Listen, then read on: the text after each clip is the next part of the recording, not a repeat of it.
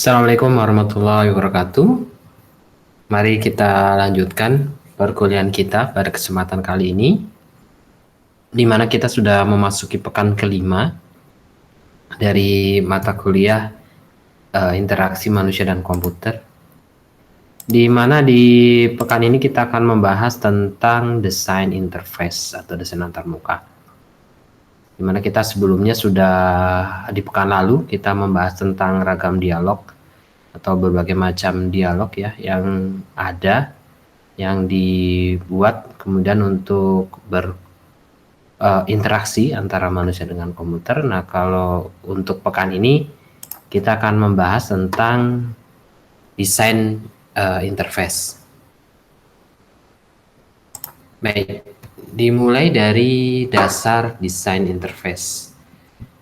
Jadi perkembangan dalam desain antarmuka atau interface itu mengikuti perkembangan dari perangkat keras komputer ya. Jadi kalau dulu itu tampilannya sederhana, kemudian variasi warnanya sedikit. Kalau sekarang itu bisa dibuat jauh lebih bagus dengan variasi warna yang sangat menarik ya. Kalau dahulu itu harus berpikir ya, menuliskan perintah ya, masih pakai command prompt ya. Kalau sekarang tinggal tunjuk dan pilih.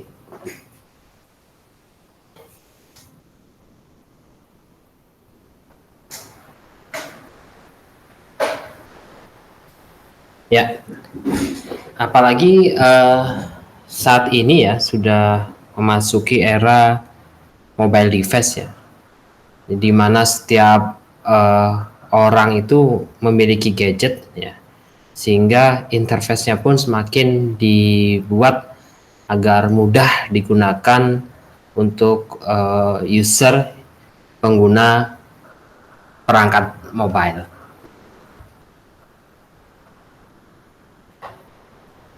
Nah, ini ada beberapa hal yang harus diperhatikan ya, atau dasar-dasarnya seperti apa saja sih terkait dengan desain interface.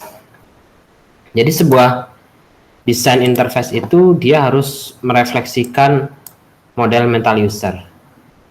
Jadi dia harus merefleksikan kombinasi pengalaman dunia real atau nyata, kemudian pengalaman dari software-software lain yang pernah digunakan, dan pengguna komputer secara umum. Ya, contoh misalkan ya, ada konsistensi ya. Kalau Anda lihat ya, beberapa program pasti di pojok kanan atas adalah sebuah kontrol ya untuk close, maximize, atau minimize ya. Jadi mental user terkait dengan apa yang dibuat atau diinterfacekan. Berikutnya ada explicit and implied action ya. Kalau yang explicit action adalah kondisi yang jelas dalam memberikan petunjuk untuk manipulasi suatu objek. Ya. Kalau untuk implied action itu adalah kondisi yang hanya memberikan kesan visual untuk memanipulasi objek. Berikutnya adalah direct manipulation, jadi di mana user akan mendapatkan dampaknya dengan segera setelah melakukan suatu aksi. Misalkan dia klik close, maka user akan langsung mendapatkan layarnya atau tampilannya itu tertutup misalkan. Minimize, dia langsung minimize. Proses dan lain sebagainya akan terproses. Jadi akan kurang bagus ya misalkan ketika user mengklik suatu tombol tapi tidak terjadi apa-apa. Walaupun di situ ada sebuah proses. Nah, untuk menanggulanginya maka Anda bisa membuat counter kah atau progress bar dan lain sebagainya, sehingga user bisa melihat apakah yang dia lakukan itu bisa berjalan dengan baik atau tidak. Berikutnya adalah user control. Jadi di mana ini mengizinkan user untuk mengontrol dan menginisialisasikan aksi ya.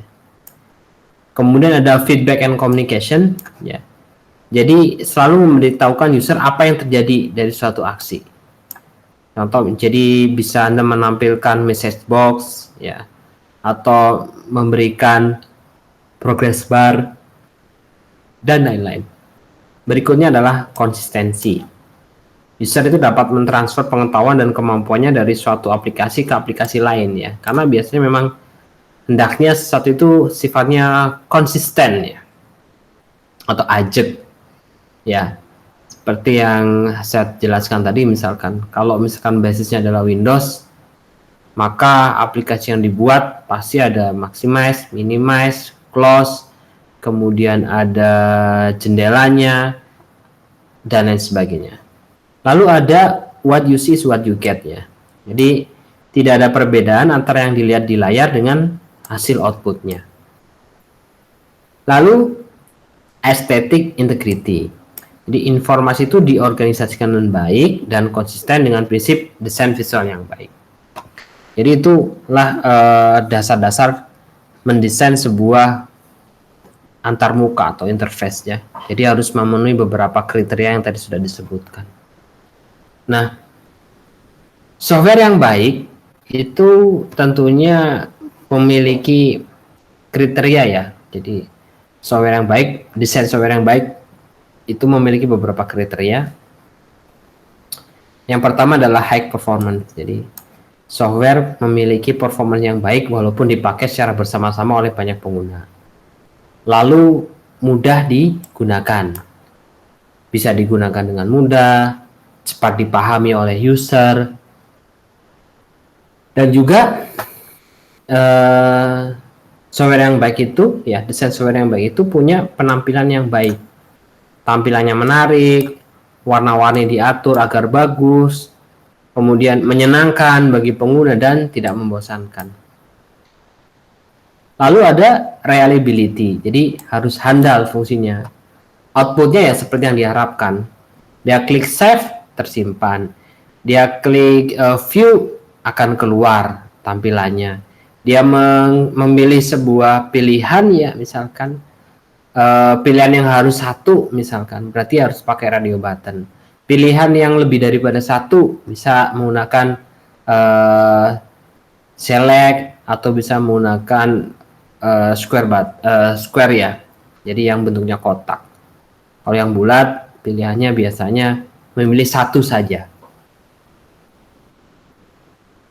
Lalu desain software yang baik juga harus mampu beradaptasi ya terhadap adanya perkembangan ilmu pengetahuan dan teknologi. Ya, itulah kenapa kemudian sebuah aplikasi itu biasanya pasti memiliki versi ya. Kemudian ada yang terakhir adalah mobility. Mobility itu bisa dijalankan pada berbagai macam sistem operasi. Kalau sekarang sangat lazim ya sebuah aplikasi itu atau sebuah software itu bisa dibuka baik di mobile device, kemudian di desktop, atau bahkan kalau misalnya di mobile device bisa dinikmati langsung di aplikasi ya, di Android kah, di Apple kah, padahal masih satu aplikasi. Contoh simpelnya misalkan Anda pernah buka Facebook ya, jadi Facebook itu dari kacamata saya dia punya desain software yang baik ya dari sisi mobility ya. Dia bisa dijalankan di desktop ya, melalui web browser. Lalu dia ada aplikasinya bisa Anda install di Play Store misalkan untuk Android atau di App Store untuk pengguna Apple ya. Dan tampilannya pun memiliki ciri khas yang sama ya. Walaupun mungkin ada beberapa feature yang kadangkala kalau Anda menggunakan iPhone belum di launching untuk menggunakan iPhone, tapi sudah di launching untuk Android ya. Tapi pada dasarnya untuk fungsi-fungsi basicnya dari Facebook Anda bisa untuk update status, kemudian untuk memposting sesuatu dan lain sebagainya. Nah, ini ada beberapa pengambilan keputusan dalam desain yang perlu diperhatikan atau basic rule-nya. Yang pertama, aplikasi itu semakin membesar dan menjadi semakin lambat prosesnya ya. Kalau semakin besar aplikasinya pasti proses yang berjalannya pun akan lambat. Kemudian user interface pada aplikasi akan semakin kompleks. Lalu ketiga, waktu yang diperlukan untuk mengembangkan fitur-fitur baru menjadi lebih lama. Ya. Lalu kalau misalkan semakin rumit sebuah aplikasi itu dokumentasi menjadi lebih melebar ya, jadi lebih banyak. Lalu yang kelima, resiko adanya efek pada fitur yang sudah ada misalkan. Dan yang keenam, meningkatkan waktu yang diperlukan untuk memvalidasi aplikasi. Jadi kalau semakin banyak fitur yang dibuat, tentunya akan semakin kompleks ya. Sebetulnya ini bisa disiasati. Jadi setiap kali membuat sebuah tampilan atau apa, Anda buat help-nya misalkan, sehingga semuanya tersimpan dengan baiknya di aplikasi tersebut. Atau Anda bisa memisahkannya, misalnya memisahkan manualnya, misalkan Anda buat sendiri manualnya menggunakan PDF misalkan, tanpa langsung di aplikasi. Tapi pun demikian, semakin banyak tampilan, banyak aplikasi, tentunya akan semakin besar ya kapasitasnya, kemudian semakin kompleks dan lain-lain. Oke, kita lanjutkan ke model aplikasi desain layoutnya. Jadi ada 3 model aplikasi desain layout.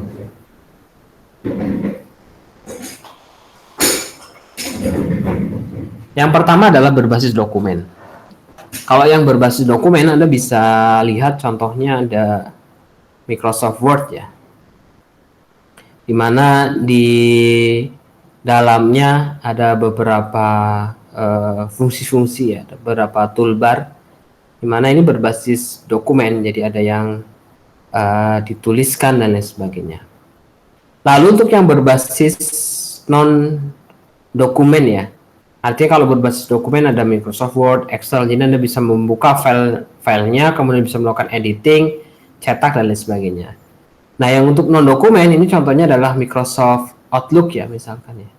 Microsoft Outlook dia untuk meng-cache atau ambil email kita ya, baik menggunakan server Windows atau bisa juga yang menggunakan POP3 ya atau SMTP juga bisa diambil menggunakan Outlook. Ini biasa digunakan di perkantoran.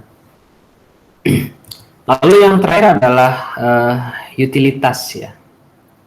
Jadi utilitas tampilannya ya kurang lebih yang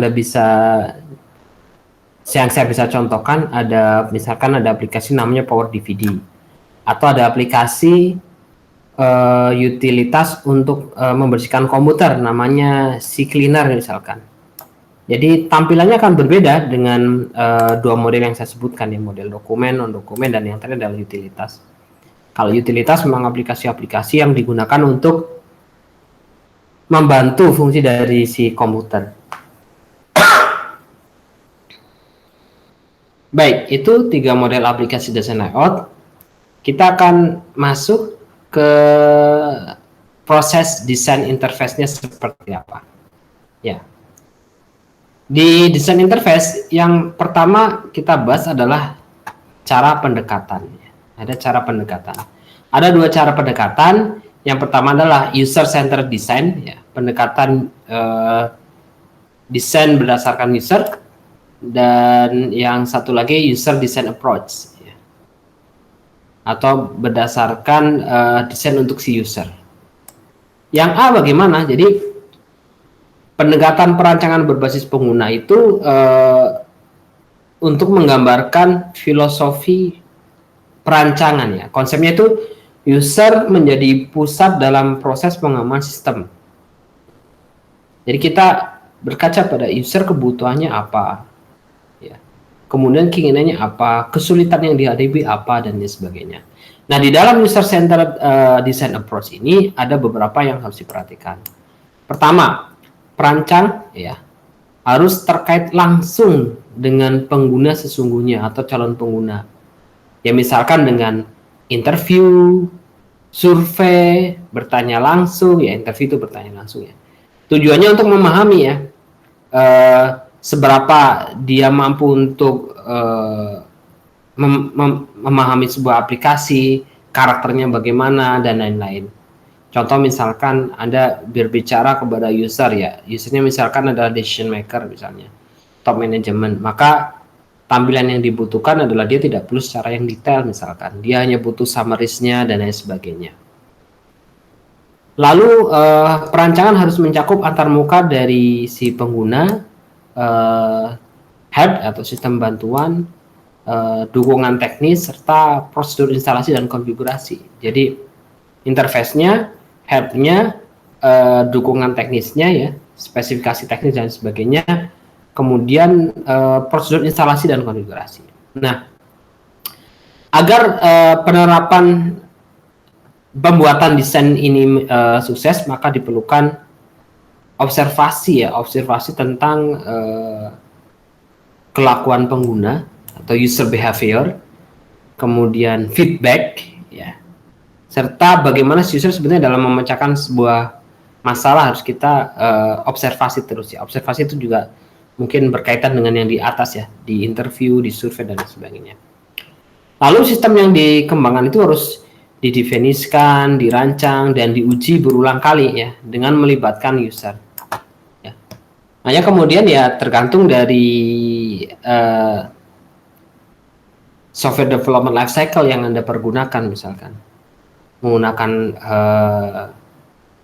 perancangannya seperti apa, misalkan menggunakan waterfall kah, misalkan, atau menggunakan agile kah, misalkan, atau Scrum dan lain sebagainya lah ya, yang bisa dipergunakan, atau extreme programming misalkan ya.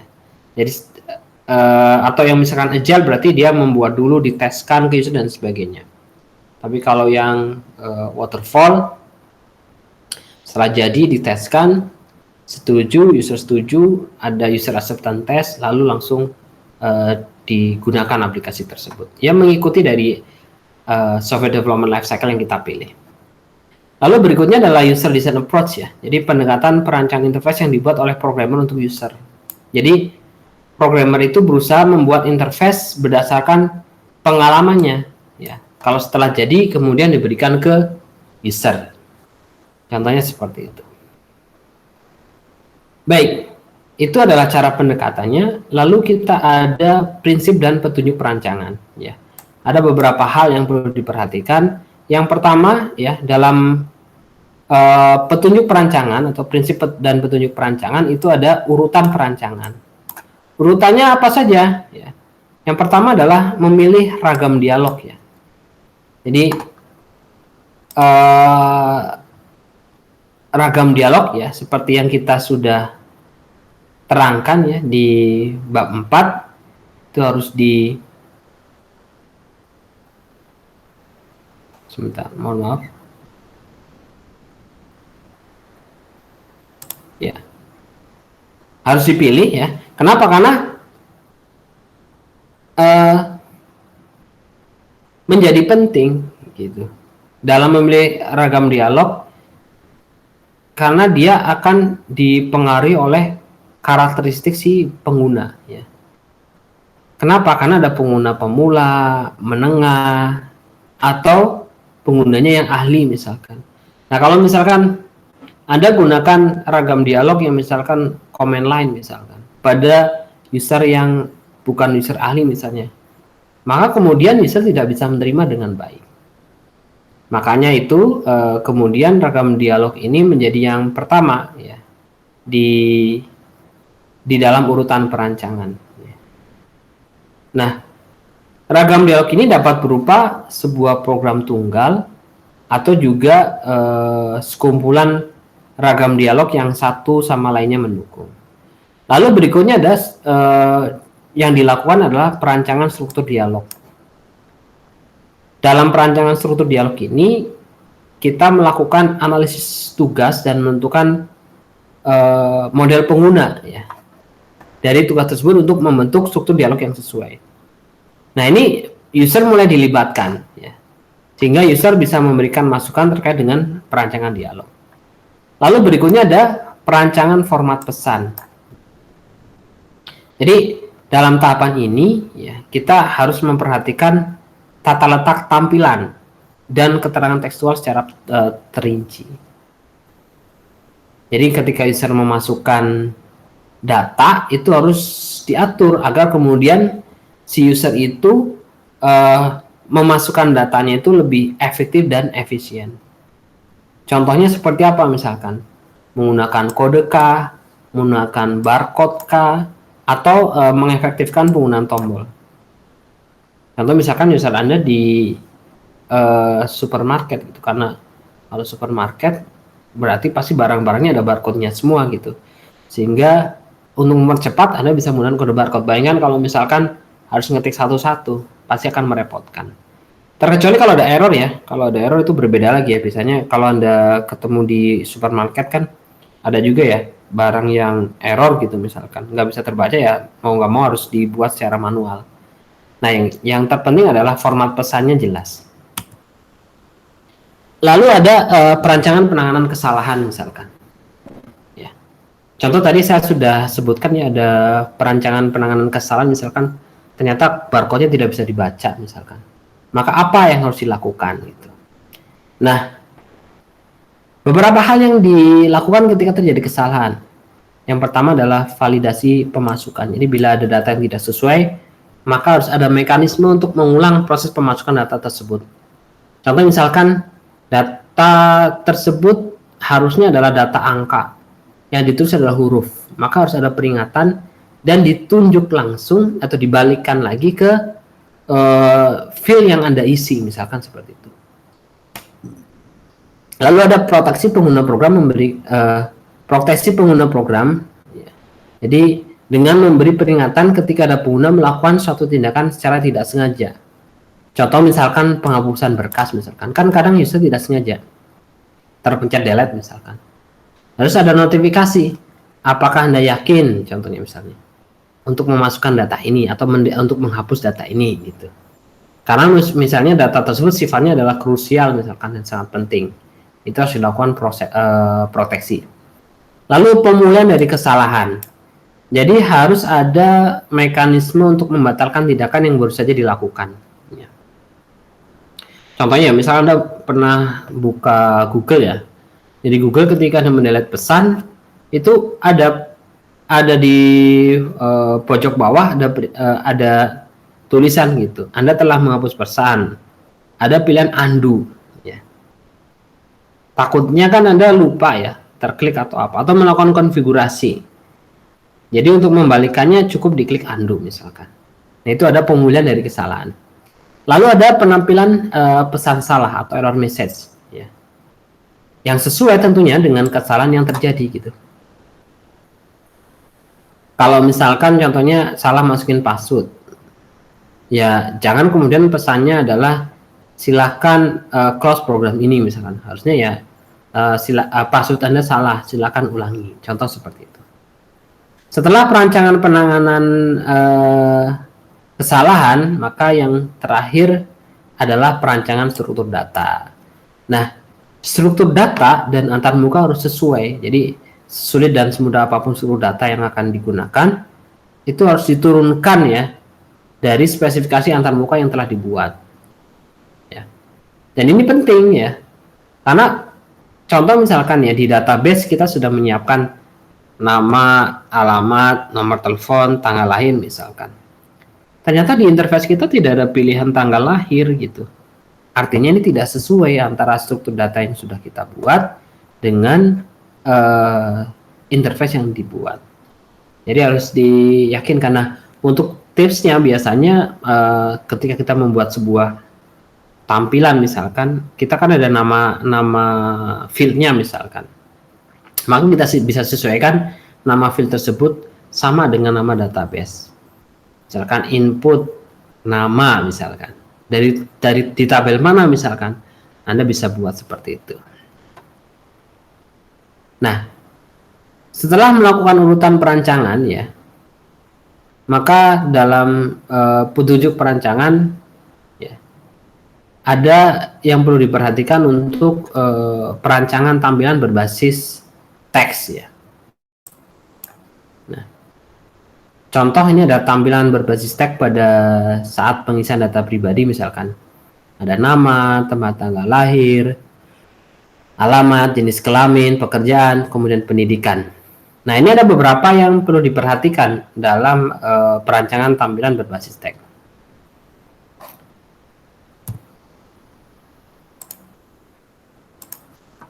Ya. Yang pertama adalah urutan penyajian. Urutan penyajian. Jadi, urutan-urutan dalam penyajian data itu harus disesuaikan dengan model pengguna. Biasanya ya berdasarkan kesepakatan dengan calon user ya. Urutan tampilannya mau seperti apa misalkan.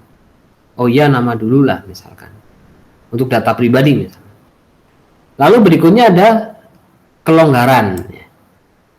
Ya, karena ini berbasis tag, maka penyusunan tata letak itu perlu memberikan jarak spasi yang cukup ya.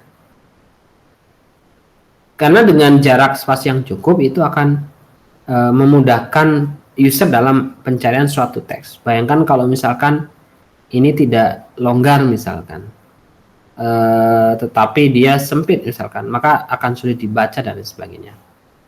Berikutnya ada pengelompokan data ya, pengelompokan. Jadi data yang terkait atau sejenis bisa dikelompokkan. Contoh misalkan di sini, ini kita kelompokkan data pendidikan misalkan. Di pendidikan ini ada jenis pendidikan dikelompokkan, kemudian kotanya juga kita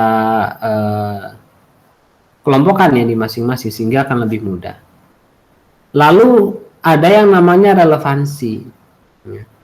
Jadi tampilkan pesan-pesan yang relevan dengan topik yang ada. Berikutnya adalah konsistensi ya.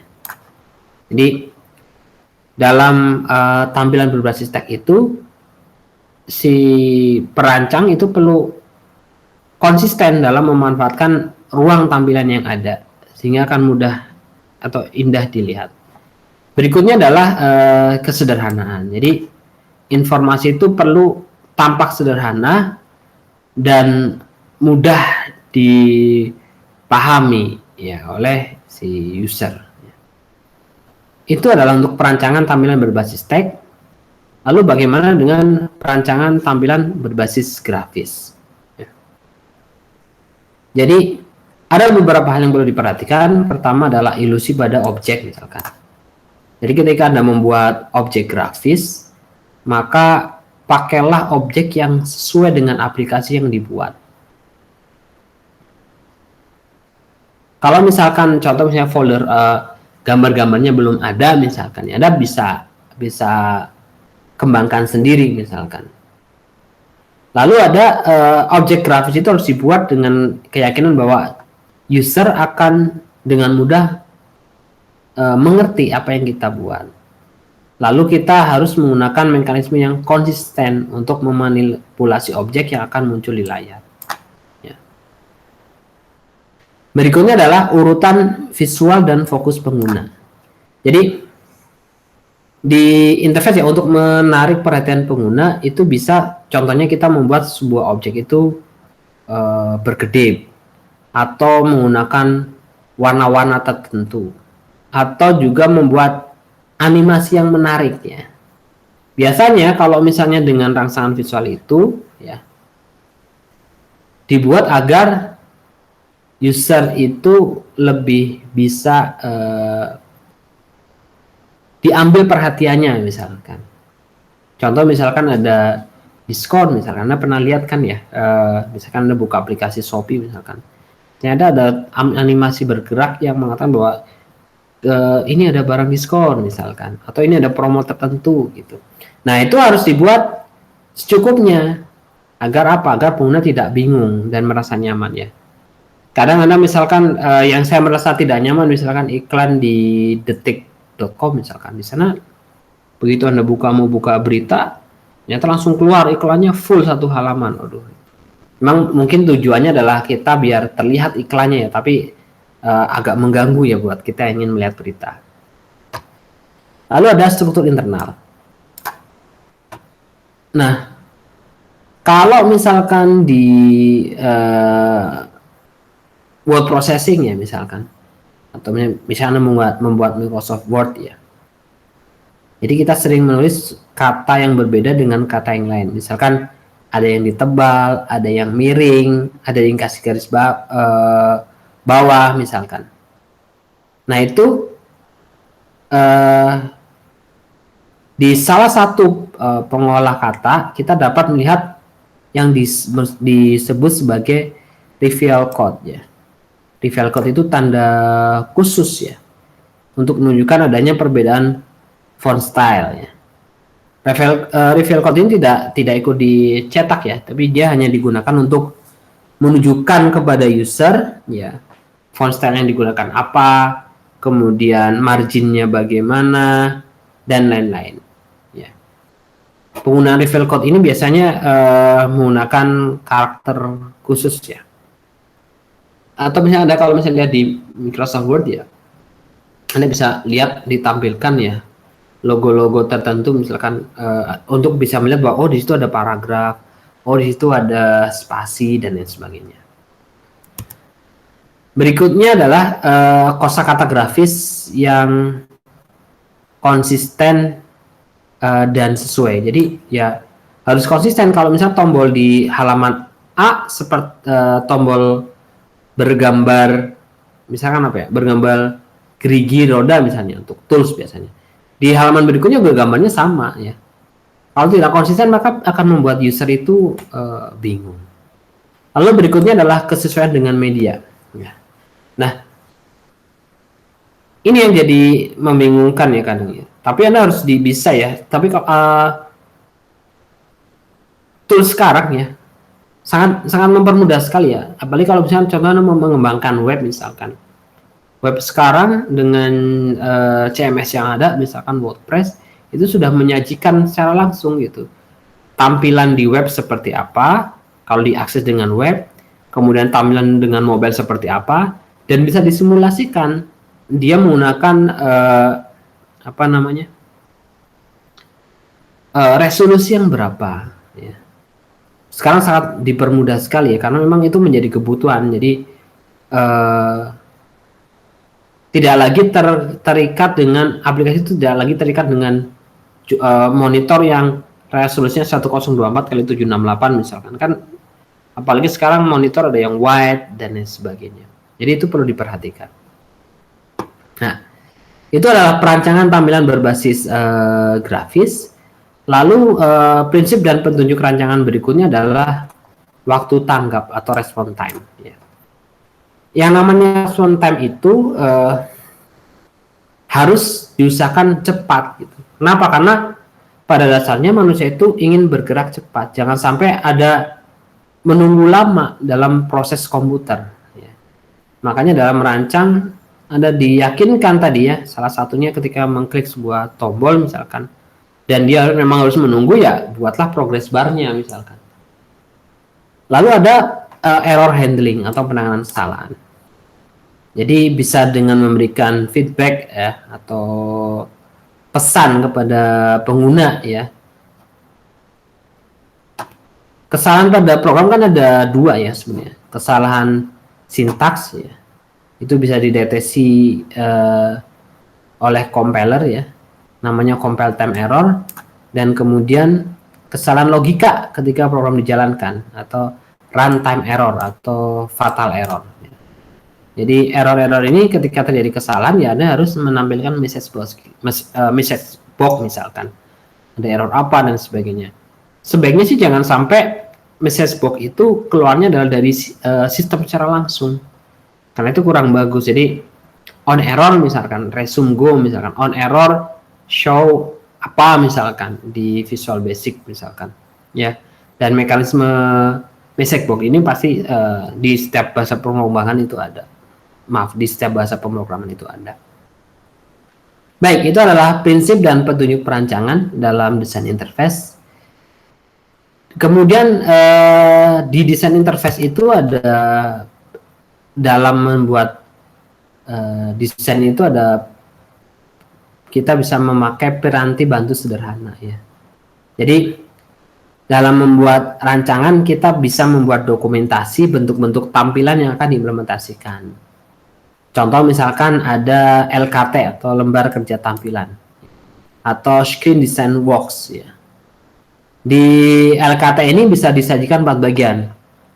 Nomor lembar kerja ya, contohnya nomor lembar kerja, bagian tampilannya, kemudian bagian navigasinya, dan lalu bagian keterangan. Anda bisa buat secara manual menggunakan kertas misalkan. Atau kalau sekarang Anda bisa pakai Microsoft Word. Atau ada juga beberapa aplikasi yang bisa langsung mensimulasikan ya. Ada bermacam-macam ya. Bisa Anda pakai yang namanya Visio misalkan dengan wiremapnya. Atau ada aplikasi namanya Pencil. Kalau tidak salah namanya Pencil ya. Itu juga bisa membuat perancangan ya. Tanpa kita memprogram. Jadi hanya membuat rancangannya saja. Anda bisa pergunakan itu dan nanti juga di tugas berikutnya ya. Ketika saya beri tugas, ketika Anda membuat desain interface juga saya minta Anda silakan mau pakai apa saja, yang penting bisa mensimulasikan bahwa tampilan yang ingin Anda buat seperti apa. Nah, dalam desain interface itu ada namanya jaring semantik tampilan. Jadi ini bisa dipakai untuk mempermudah programmer saat ia menulis program ya, untuk disesuaikan dengan navigasi pada setiap lembar kerja. Jadi di jaring semantik tampilan itu terdiri dari 2 komponen ya. Nomor tampilan ya, biasanya ada notasi ya, dan transisi yang menyebabkan perpindahan dan perpindahan ke tampilan yang lain. Ya, biasanya anak panah. Contoh misalkan ketika ditekan Alt S misalnya, maka kita akan menuju ke tampilan nomor 2 misalkan. Ketika di escape, balik lagi ke tampilan ke 1 misalkan. Contoh seperti itu.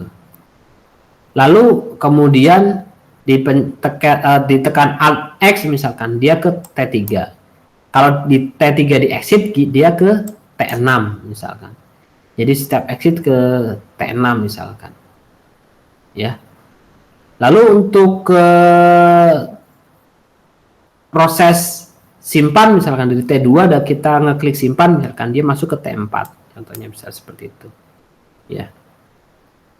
Kalau kemudian proses terakhirnya ada di T5, jadi ketika dia dicetak ke T4 ya, kalau dia selesai dia balik lagi ke tampilan awal.